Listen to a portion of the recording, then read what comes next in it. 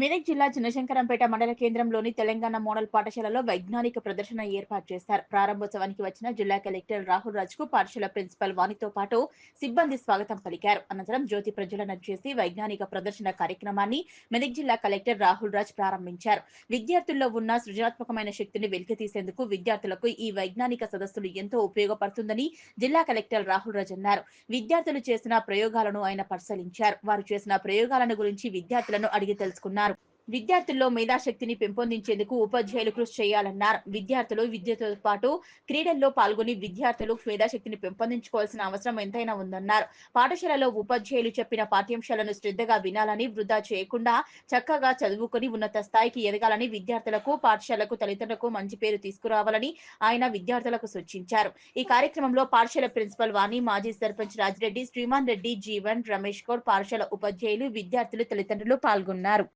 ఇన్స్పిరేషన్గా ఉండే విధంగా మరి ఇప్పుడు ఇందాక కూడా నేను టైం నాకు లేకుండే బట్ అయినా కానీ కూడా సో ఎవరెవరైతే ఈ ప్రాజెక్ట్స్ చేస్తున్నారో సో ఈ సైన్స్ ఎగ్జిబిషన్ కానివ్వండి, మ్యాథ్స్ ఎగ్జిబిషన్ కానివ్వండి, కల్చరల్ ఎగ్జిబిషన్ కానివ్వండి, సో డిఫరెంట్ టైప్స్ ఆఫ్ ఎగ్జిబిషన్లో పార్టిసిపేట్ చేసిన స్టూడెంట్స్ అందరూ కూడా చాలా యూనిక్ కాన్సెప్ట్స్తోని వాళ్ళందరూ కూడా ప్రజెంట్ చేయడం జరిగింది.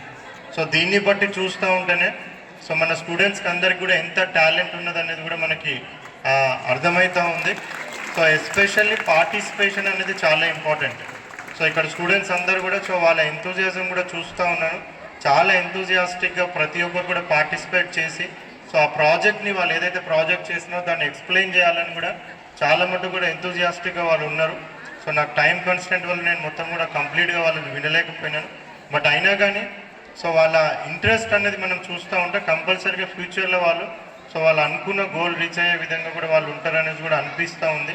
ఎస్పెషల్లీ ఇక్కడ ఉన్న టీచర్స్ అందరూ కూడా మరి వాళ్ళు మోటివేట్ చేసి సో పిల్లలని ఇంత మంచిగా ఇన్నోవేటివ్ థింకింగ్, క్రియేటివ్ థింకింగ్ వచ్చే విధంగా సో వాళ్ళందరినీ కూడా ఎంకరేజ్ చేయడం, ఎస్పెషల్లీ వాళ్ళందరినీ కూడా అప్రిషియేట్ చేస్తూ ఉన్నాను. సో హోల్ హార్టెడ్గా సో క్రెడిట్ అంతా టీచర్స్కి వెళ్తూ ఉంటుంది. సో మనము సక్సెస్ అయినామా లేకపోతే ప్రాపర్గా చేసినామా చేయలేదా అది ఇంపార్టెంట్ కాదు, బట్ ఎఫర్ట్స్ పెట్టినామా లేదా అన్నది, ఆ ఎఫర్ట్స్ అనేవి చాలా ఇంపార్టెంట్. ఇక్కడ ఉన్న స్టూడెంట్స్ అందరూ కూడా చాలా మంచి ఎఫర్ట్స్ పెడతా ఉన్నారు. సో దాన్ని రియల్లీ వాళ్ళందరినీ కూడా అప్రిషియేట్ చేస్తూ ఉన్నాను. ఎస్పెషల్లీ 10th క్లాస్ స్టూడెంట్స్ ఎవరైతే ఉన్నారో సో మనకి చాలా టైం తక్కువగా ఉంది. సో ఈవెన్ 1 month లోపలనే మనకి 1 monthలో ఎగ్జామ్స్ రాబోతూ ఉన్నాయి. మరి ఇక్కడ ఉన్న స్టూడెంట్స్ అందరూ కూడా 10th ఎంతమంది రాస్తున్నారు ఒకసారి చేతులు లేపండి. తెలివైన వ్యక్తినే తీసుకోవాలనుకుంటారు. అందుకే మనకి ఇన్ని జాబ్స్లో కూడా యాప్టిట్యూడ్ టెస్ట్ పెడతారు.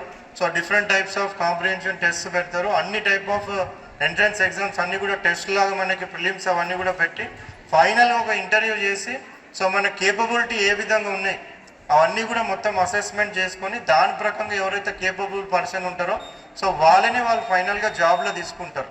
సో దాన్ని బట్టి మనకి ఏమర్థమవుతుందంటే ఎగ్జామ్ రిజల్ట్ అన్నది ఫైనల్ కాదు. సో ఎగ్జామ్లో మనం మంచి మార్క్స్ వస్తే మనకు కంపల్సరీగా జాబ్ వస్తుందనేసి గ్యారంటీ ఉండదు.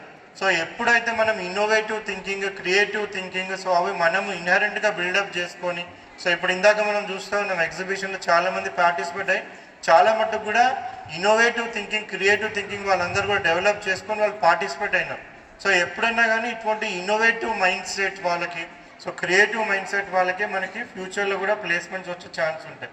సో అందుకనే మనము ఇటువంటి ఎగ్జిబిషన్స్లో కానివ్వండి సో ఇటువంటి ఇన్నోవేటివ్ థింకింగ్ ప్రోగ్రామ్స్లో కానివ్వండి వీటన్నిటిలో కంపల్సరీగా పార్టిసిపేట్ కావాలా. ఎస్పెషల్లీ మీరు చదివేటివన్నీ కూడా 100% కాన్సెప్ట్స్తోని చదవాలి. సో ఇప్పుడు మీకు 8th 9th స్టూడెంట్స్ కూడా ఇక్కడ ఉన్నారు. సో మోస్ట్లీ మనకి 8th 9thలో ఏదైతే మనం మ్యాథ్స్ కానివ్వండి, సైన్స్ కానివ్వండి ఇవన్నీ చదువుతామో మళ్ళీ మనం ఎంపీసీ బైపీసీ తీసుకున్నప్పుడు సో 8th 9thలో చదివిన వాటికి కంటిన్యూషన్గా మనకి ఇంటర్ ఫస్ట్ ఇయర్లో మనకి అన్ని చాప్టర్స్ నెక్స్ట్ పార్ట్ లాగా కంటిన్యూషన్ అయితే 10th క్లాస్లో మనం ఏవైతే చాప్టర్స్ చదువుతామో అవి మ్యాక్సిమం మనకి సెకండ్ ఇయర్లో దాని నెక్స్ట్ లెవెల్ మనకి సెకండ్ ఇయర్లో ఉంటాయి. అంటే 8th 9th 10th ఈ 3 కూడా చాలా ఇంపార్టెంట్, ఫౌండేషన్కి మనకి చాలా ఇంపార్టెంట్.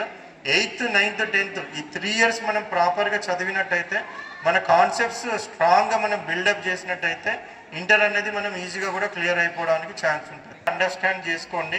జస్ట్ మనం మార్క్స్ మంచిగా రావడానికి బైహార్ట్ చేసేసి బట్టి కొట్టేసి ఏదో ఒకటి రాస్తే దానివల్ల మనకి ఏ విధమైన ఉపయోగం ఉండదు. ఫైనల్గా ఎవరికన్నా కానీ మనం ఏదైతే స్టడీస్ చదివినామో అది యూజ్ కావాలంటే మనం చేసే జాబ్ని బట్టే డిపెండెంట్ అయి ఉంటుంది. సో ఆ జాబ్ మంచి పొజిషన్లో మనం వెళ్ళినాము అనేసి అంటే మనం ఇంతవరకు చదివింది కూడా మీ టీచర్స్ పెట్టిన ఎఫర్ట్స్ కానివ్వండి, మీ తల్లిదండ్రులు మీ మీద ఎంతో ఆశలు పెట్టుకున్న దాన్ని కి కానివ్వండి. సో వాటన్నిటికీ అల్టిమేట్ గోల్ ఏంటి? అందరికీ ఏముంటుంది అల్టిమేట్గా? చదివి ఇంట్లోనే ఉంటామా? మరి జాబ్ చేయాలి. సో ఆ జాబ్ చేయడం అనేది చాలా ఇంపార్టెంట్. సో ప్రతి ఒక్కరు కూడా మీకు ప్రైవేట్ స్కూల్స్కి ధీటుగా, అంటే ప్రైవేట్ స్కూల్ ఎడ్యుకేషన్ ఎంత పర్ఫెక్ట్గా మనం ఇస్తూ ఉన్నామో, సో ఇంగ్లీష్ మీడియం ఎడ్యుకేషన్ అందరికి కూడా అంత పర్ఫెక్ట్గా. ఇప్పుడు ఇందాక కూడా నేను అందరు చూస్తున్నాను, అందరు ఇంగ్లీష్లో చాలా మంచిగా వాళ్ళందరూ కూడా ఎక్స్ప్లెయిన్ చేస్తున్నారు, కాన్ఫిడెంట్గా కూడా వాళ్ళందరూ కూడా మాట్లాడుతూ ఉన్నారు. సో అటువంటి కాన్ఫిడెన్స్ అనేది నార్మల్ ఇంగ్లీష్